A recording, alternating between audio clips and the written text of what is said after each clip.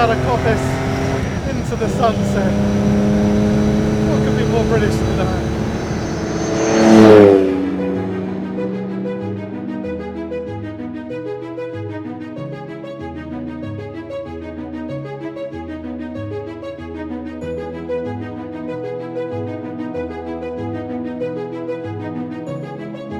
This is a 1954 Aston Martin DB2 4 Mark I.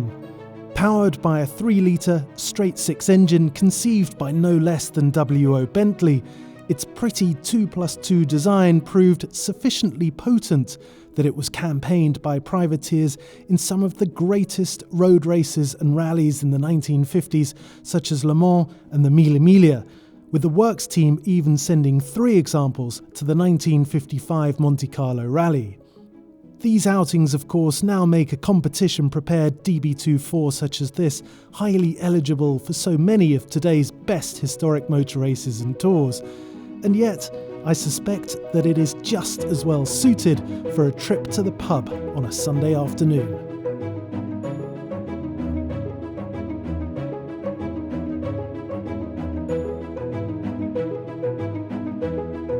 And that's what I love about a car like this, its sheer versatility. There's loads that you can do on the racetrack, not least of all Goodwood and Le Mans Classic, but I suspect its sweet spot lies in its capabilities on the fast road tours and rallies. So what have we got to play with? Well, it's essentially a steel chassis cloaked in this gorgeous all-aluminium bodywork. We've got drum brakes on all 4 corners, we've got trailing arm suspension at the front, a live rear axle, and of course, at its heart, this beautiful 3-litre straight-six Aston Martin engine breathing through twin SU carburetors.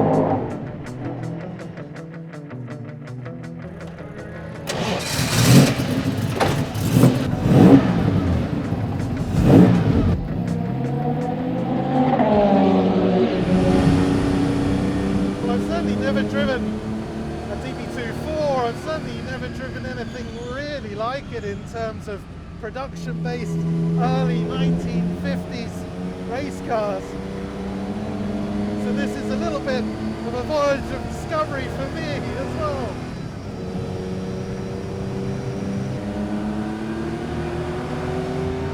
Oh, it's a very familiar straight six sound from the 3-litre engine up front.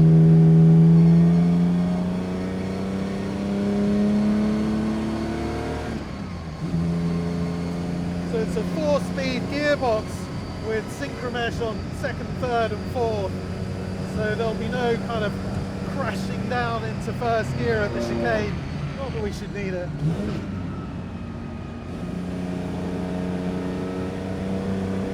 Direct and instantaneous response from the throttle and the little heel and toe blip there while downshifting.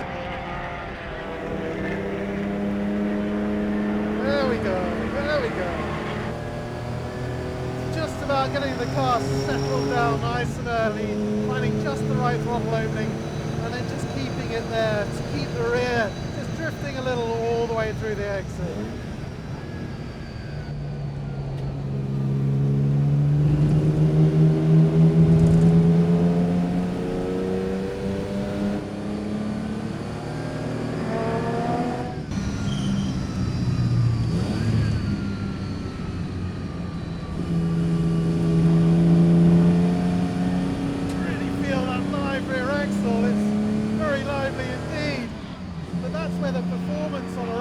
Comes from a car like this with fairly old-fashioned technology.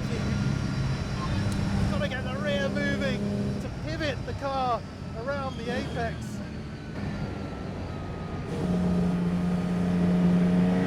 There it is, there it is. I've just got to allow the car to roll, sit down, and then get on the throttle, because once it's there, the throttle keeps it in that set, and that feels lovely.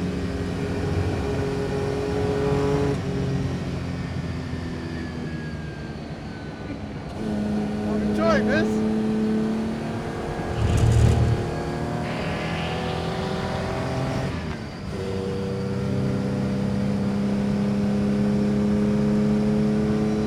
You don't need tons of horsepower to enjoy driving a car feels responsive and live, which this definitely does. And it's fun.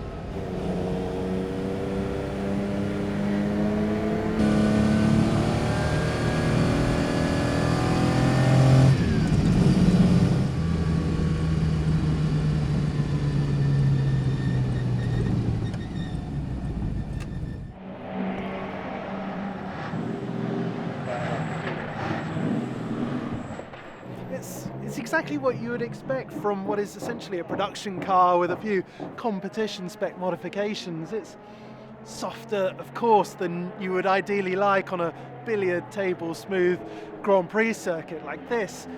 But the key thing is that it performs competently enough. It's not stiff, but it's got enough balance to feel lithe and alive and fun. You can play about with it. It's not really a car to hustle. I definitely found that as the car pivoted from the rear around the corners on that lively rear axle, what I needed to do was to be a little more delicate with it, and that was part of the learning experience. And it definitely took me a few laps to sort of dial in and figure that out. But I feel that I did synchronize with the car in the end. I did find a little bit of flow, and that's when you sense the smile on your face just getting wider, because you're braking that little bit later, you're carrying a bit more speed, and you're turning through the apexes from the rear of the car, letting the rear of the car slide around and actually all the way out through the longer exits of the longer corners like Coppice. And the fact that you can do that with a car as old as this tells me that A, it's going to be great fun, whether you're driving it down your local country lanes to the pub for a Sunday lunch, or whether you're really pushing on a competitive hill climb road stage of a twisty mountain lane as part of a big classic car rally. And with my driver coach's hat on, the lovely thing about this is it's got a relatively low level of grip. You've got a tiny contact patch from the Dunlops on each corner, of course. You've got a reasonable amount of weight that's sat reasonably high, and that's nice because it means the car starts to slide at a relatively low and therefore manageable rolling speed. And there's plenty of space inside the cockpit for two people to sit comfortably, to sit safely with a roll cage, proper comfortable racing seats, racing harnesses. And that's not always the case in cars that are used for racetrack driver coaching. So to have nice balanced characteristics from the handling of the car and the comfort and safety from the interior of the car tells me that this would make a brilliant driver training tool, as well as something that, as we said earlier on, just keeps ticking all of those eligibility boxes.